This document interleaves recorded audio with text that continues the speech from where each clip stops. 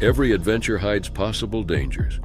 In this video, we uncover 5 of the most disturbing tourist deaths ever recorded. Tragic stories of misfortune, mystery, and heartbreak that remind us how quickly paradise can turn into a nightmare, and that not even relaxing holidays are 100% safe.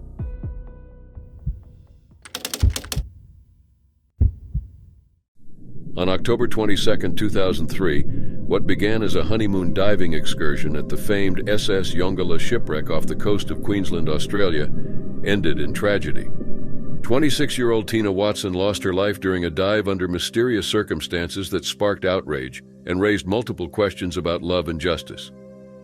Born Christina May Thomas in West Germany in 1977, Tina Watson was adopted by an American couple and raised in Alabama.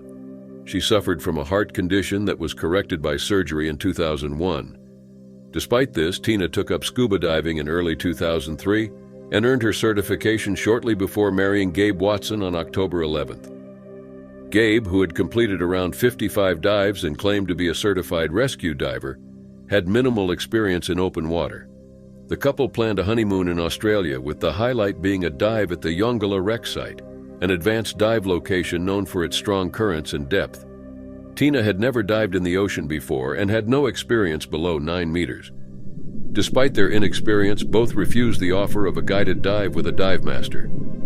On the morning of October 22nd, the couple joined a group dive from the vessel Spoilsport. Within minutes of entering the water, Tina lost consciousness and sank rapidly to the ocean floor, nearly 30 meters down. Gabe claimed that strong currents and an accident involving Tina knocking off his mask and regulator caused the situation to spiral. According to him, by the time he recovered his vision and equipment, Tina was sinking too fast for him to help. He surfaced alone and alerted the crew. But witnesses had a very different idea of what actually happened. Other divers reported seeing Gabe holding Tina in what resembled an underwater bear hug before letting her sink and surfacing without aiding her.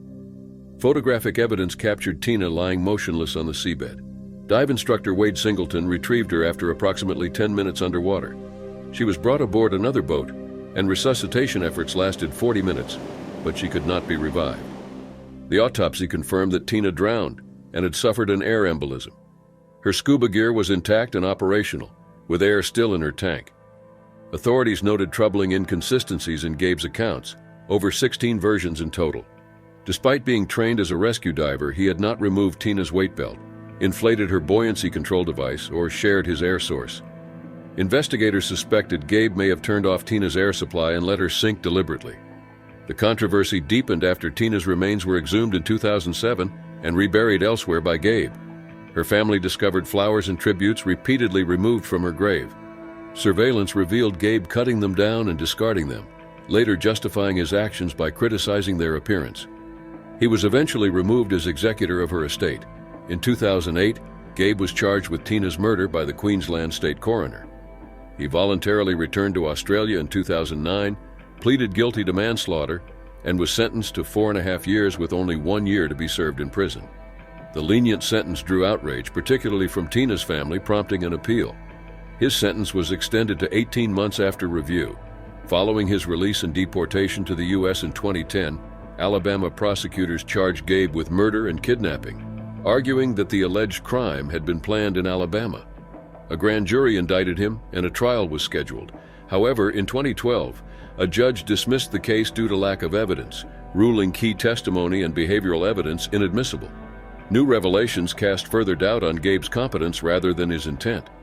Expert Colin McKenzie, who initially criticized Gabe's actions, later revised his assessment after reviewing Gabe's and Tina's medical and dive histories. He stated that neither was fit to be diving at Yongala, and that Gabe lacked sufficient skill to handle a diving emergency. The dive company, which failed to ensure adequate supervision, was also fined for safety violations.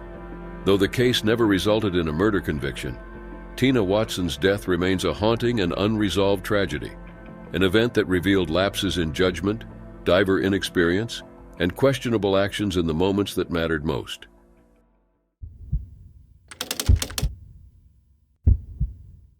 On June 26, 2019, a tragic incident unfolded in the turquoise waters off Rose Island in the Bahamas. 21-year-old college student Jordan Lindsay was on what was supposed to be a relaxing family vacation when the unimaginable happened. Jordan Lindsay was a student at Loyola Marymount University in Los Angeles, studying environmental communications. She was a compassionate, intelligent, and deeply loving person who loved animals and strived to always be kind. That June, Jordan had traveled to the Bahamas with her family, including her parents, 2 younger brothers, and her girlfriend Gianna, for what was expected to be a joyful summer getaway. The trip included a last-minute excursion through Sandy Toes Tour Company to Rose Island, a popular site for snorkeling and swimming with wild pigs. It was a Wednesday afternoon. Jordan and her mother, Cammie, chose to snorkel in a roped-off area on one side of the island, while the rest of the family stayed on the opposite beach. It was around 2 p.m. when the horror began. As Jordan swam in the clear waters, a group of sharks suddenly appeared.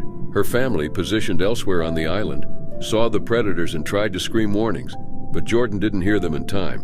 Cammie, only feet away, watched in helpless terror as Jordan was attacked. At first, she mistook the splashes for dolphins, but quickly realized her daughter was in distress. Jordan's right arm was torn off almost immediately, and she sustained deep, gaping wounds to her left arm, both legs, and buttocks. Despite the violent chaos, Cammie swam toward her daughter and managed to reach her. During the frantic attempt to drag Jordan back to shore, a second shark attacked. Jordan, still conscious, screamed a final warning to her mother before she went silent. Despite overwhelming odds, Cammie hit the sharks and pulled Jordan onto the beach by herself. Tour boat staff and an emergency boat arrived, but there were no medical supplies, no first aid kits, only towels to stem the bleeding. Jordan was rushed to a dock where an ambulance awaited, but by the time she reached Doctors Hospital in Nassau, it was too late. She was pronounced dead shortly after arrival.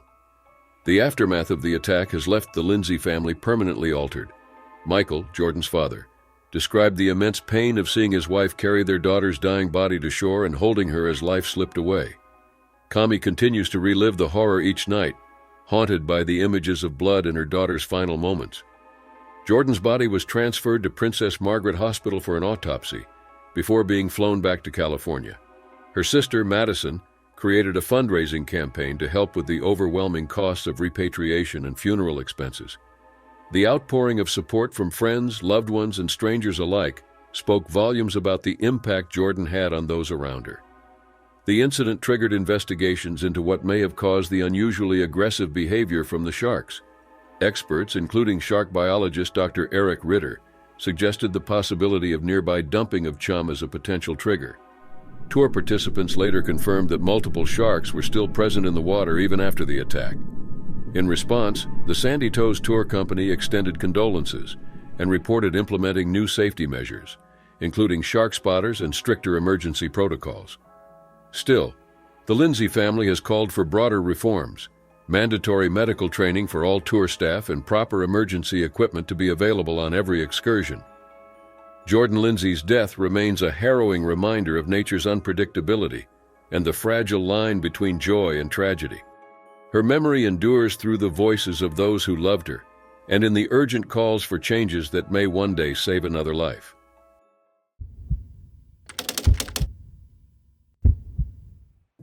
On September 12, 2017, what began as a special family outing to a renowned geological site near Naples ended in unimaginable tragedy. The Carrere family, visiting from northern Italy, had planned the trip as a meaningful close to their summer holidays, a final memory before school resumed. But within moments, joy gave way to horror in the depths of the Solfatara volcanic crater, leaving a young boy as the lone witness to a heartbreaking disaster. Massimiliano Carrere and Tiziana Zaramella were longtime partners from Fossalta di Piave near Venice. Both had grown up in the same area and had been together since their school years. Massimiliano worked as an engineer and Tiziana held a job at the local airport. Together, the couple had 2 sons. They had built a life around the 2 boys, 11-year-old Lorenzo and 7-year-old Alessio. The couple's bond was described by relatives as unshakable, what people call a power couple, and their dedication to their children was at the heart of everything they did. As the school holidays drew to a close, the parents planned a final outing inspired by their son's school lessons. Lorenzo and Alessio had recently studied volcanoes, and their parents wanted to give them a special treat. Visiting Solfatara crater near Naples was a dream come true for all of them, but especially for the kids. Solfatara, a shallow volcanic crater, part of the Campi Flegrei supervolcano, had been a tourist attraction since 1900. Despite warnings about unstable terrain, the site had long been a popular destination for families. The family arrived at the crater that Tuesday, unaware of the danger that lay beneath its surface. The previous days had brought heavy rain to the region, loosening the already fragile ground. As they approached the Boca Grande fumarole, the largest vent in the area, Lorenzo reportedly stepped beyond a fenced-off section and into restricted ground. That's when tragedy struck. Without warning, the earth gave way beneath the 11-year-old, forming a pit nearly 3 meters deep. Massimiliano instinctively rushed to his son's aid, but he too fell. Moments later, Tiziana followed. In a matter of seconds, all three were gone. The pit, filled with boiling mud and laced with lethal volcanic gases such as hydrogen sulfide, became a deadly trap. Alessio, the youngest, witnessed everything. He had remained near the barrier and did not enter the crater. Shocked and alone, he ran for help. Emergency services arrived swiftly, but by then it was too late. Firefighters recovered the bodies, later confirming the cause of death as asphyxia due to toxic gas inhalation, likely combined with severe thermal burns from steam and mud, heated to 160 degrees Celsius. A nearby bar owner took Alessio in as emergency responders worked and tried to comfort him as the boy repeatedly cried out for his family. Social workers and a psychologist cared for him until his grandparents arrived to bring him home. The aftermath was marked by sorrow and disbelief. Pozzuoli's mayor, Vincenzo Figliolia, called it the worst tragedy the site had seen in decades.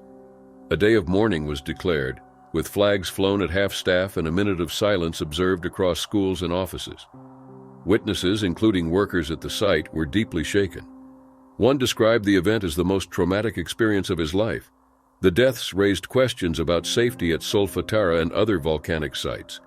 Though signs warned of dangerous gases and unstable terrain, the ground at Solfatara remains extremely volatile, with conditions capable of shifting in seconds. The crater's surface, just inches thick in some areas, can collapse under minimal pressure, and rain can accelerate this process. Despite its dormancy, having last erupted in 1198, the supervolcano remains under scientific scrutiny due to signs of increasing underground pressure, which indicates the volcano might erupt again. The Carrere family had been trying to give their sons an unforgettable experience. Instead, their story became a harrowing reminder of nature's unpredictability. While authorities examined the site's safety procedures, Alessio was left to cope with the unimaginable loss of his parents and brother. Their hometown grieved deeply, not just for the lives lost, but for the little boy left behind.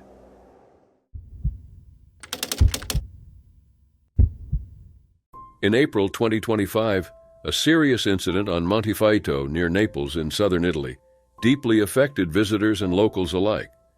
What began as a routine day on a popular scenic cable car ride quickly turned into a tragedy, drawing emergency responders into a challenging rescue effort amid harsh weather conditions. British tourist Margaret Elaine Wynne, 58, known as Elaine, and her husband Graham Derek Wynne, 65, had been enjoying their retirement years with travel and motorbike tours. In April 2025, they had been enjoying a trip to Italy when they decided to go on the cable car ride. Elaine had worked as a business manager at Welland Park Academy in Market Harborough, Leicestershire. Colleagues described her as warm, professional, and deeply dedicated to her school community, leaving behind many fond memories among students and staff. Graham, her devoted partner, shared in their travels and retirement lifestyle, embodying a life filled with exploration and companionship. Alongside the Winns was Yanan Suleiman, a 25-year-old Arab-Israeli tourist visiting the picturesque Monte Faito area. Janan was joined by her brother Tayeb Suleiman, 23, who was also on the cable car. Carmine Parlato was their cable car operator. At 59 years old, Carmine was a respected employee of the local transport company. The cable car system had recently resumed operations for the spring and summer season after months of maintenance and safety testing. The service runs a 2-mile stretch from the town of Castellammare di Stabia up to Monte Faito, attracting roughly 110,000 visitors annually, with its panoramic views of Mount Vesuvius and the Bay of Naples. However, on the afternoon of April 17th, as the cable car neared the summit, approximately 3,400 feet above sea level, disaster struck. One of the traction cables snapped amid thick fog, rain, and winds reaching 60 miles per hour, an extreme weather situation that complicated both the ride and subsequent rescue efforts. While the emergency brake at the base station activated, the brake system on the ascending cabin failed to engage. The cabin then collided with a pylon, causing it to plummet into the ravine below at high speed. The impact was devastating. Eyewitnesses reported hearing a loud bang just before the cable car fell, and the rescue operation immediately commenced despite the challenging weather conditions. Rescue teams, including alpine specialists, firefighters, and civil protection units, worked through the night to reach the crash site. Their efforts were heroic, made more difficult by the steep terrain, dense woodland, and adverse weather. Graham, Elaine, Janin, and Carmine all died. Thabe survived with serious injuries and was rushed to a nearby hospital. Meanwhile, another cable car on the line was stopped mid-air near the foot of the mountain with 16 passengers aboard.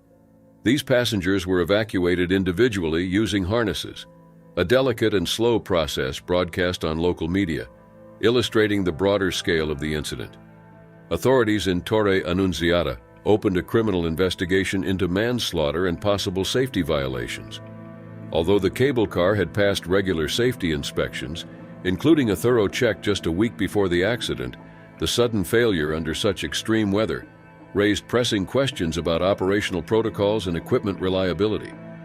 Regional officials emphasized the need for rigorous technical checks and acknowledged the difficulty posed by the severe weather conditions that day.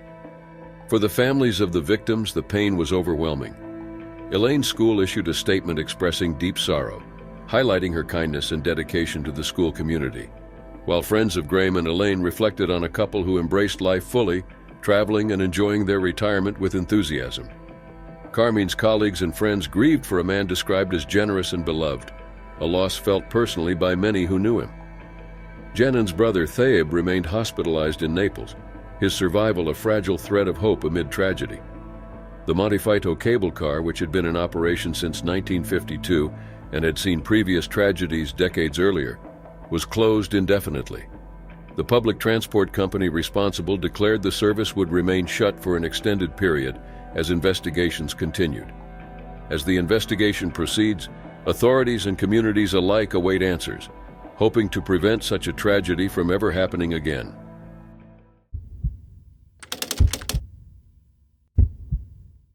On May 31, 2025, a tragic event unfolded on the rooftop terrace of a villa in Chalong, Phuket, Thailand, profoundly impacting those involved and raising serious concerns about safety. What should have been a restful holiday evening for Ukrainian circus acrobat Veronika Kobzova instead ended in a devastating accident that left friends and family mourning. Veronika was a talented and dedicated performer, born and raised in Nikopol, in Ukraine's Dnipropetrovsk region. She came from a distinguished circus family, beginning her career as an acrobat at the young age of 12. Over the years, Veronika refined her craft with prestigious groups including Cirque du Soleil and Germany's Roncalli Circus, and she later performed widely across Asia, particularly in China and Thailand. Those close to her described her as young, beautiful, and successful, with a promising career marked by grace and strength. The events of that night were reported to have occurred in the early hours around 3:30 a.m., while Veronika was on holiday with friends. According to witness accounts, she had been drinking beer and appeared intoxicated. She was seen walking along the edge of a rooftop swimming pool situated on the third floor of the villa. The pool reportedly extended right to the building's edge without any protective barriers.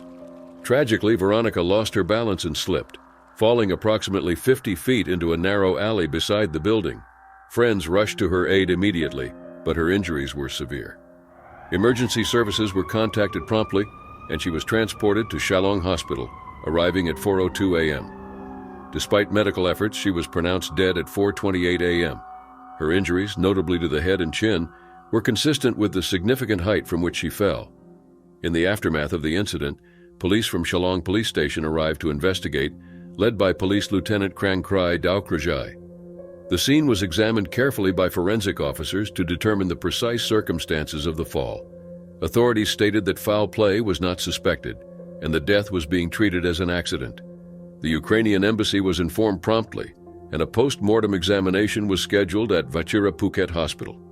Meanwhile, the villa's apparent lack of safety features around the rooftop pool has raised important questions about the adequacy of protective measures to prevent such accidents in the future.